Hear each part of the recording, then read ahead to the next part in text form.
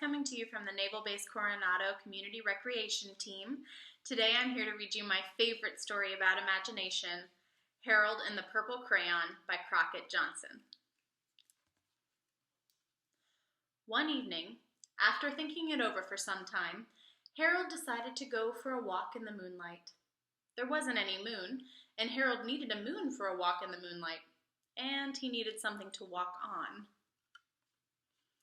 He made a long, straight path so he wouldn't get lost, and he set off on his walk, taking his big purple crayon with him. But he didn't seem to be getting anywhere on the long, straight path, so he left the path for a short cut across a field, and the moon went with him. The shortcut led right to where Harold thought a forest ought to be. He didn't want to get lost in the woods, so he made a very small forest, with just one tree in it. Turned out to be an apple tree. The apples would be very tasty, Harold thought, when they got red. So he put a frightening dragon under the tree to guard the apples. It was a terribly frightening dragon. It even frightened Harold. He backed away. His hand holding the purple crayon shook. Suddenly he realized what was happening, but by then Harold was over his head in an ocean.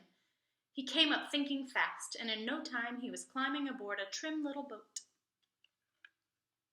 He quickly set sail, and the moon sailed along with him. After he had sailed long enough, Harold made land without much trouble. He stepped ashore on the beach, wondering where he was. The sandy beach reminded Harold of picnics, and the thought of picnics made him hungry, so he laid out a nice, simple picnic lunch. There was nothing but pie. But there were all 9 kinds of pie that Harold liked best. When Harold finished his picnic, there was quite a lot left, and he hated to see so much delicious pie go to waste.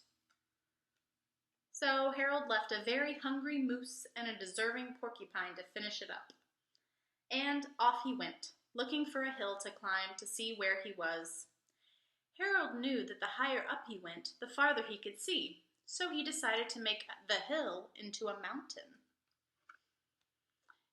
If he went high enough, he thought, he could see the window of his bedroom. He was tired, and he felt he ought to be getting to bed.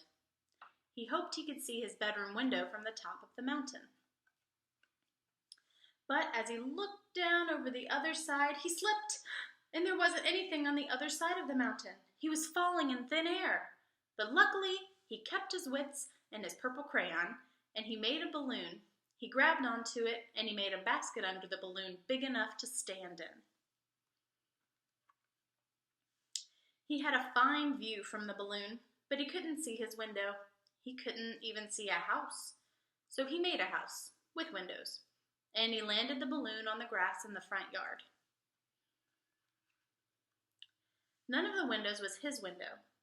He tried to think where his window ought to be. He made some more windows, and he made a big building full of windows. He made lots of buildings full of windows. He made a whole city full of windows, but none of the windows was his window.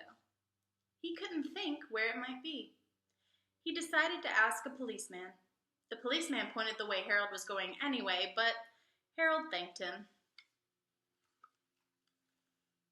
And he walked along with the moon, wishing he was in his room and in bed. Then, suddenly, Harold remembered. He remembered where his bedroom window was when there was a moon. It was always right around the moon.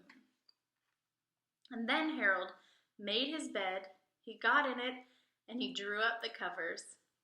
The purple crayon dropped on the floor, and Harold dropped off to sleep. I hope you enjoyed that adventure. Until next time.